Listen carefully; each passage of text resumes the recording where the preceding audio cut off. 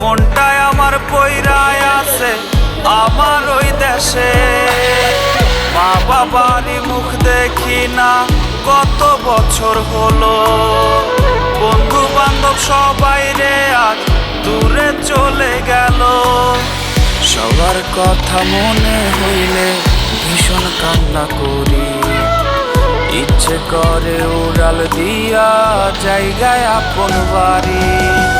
প্রবাস জীবন কাটছে কেমন জানতে চেও না, ভালো আছি মুখেই বলি কিন্তু ভালো না।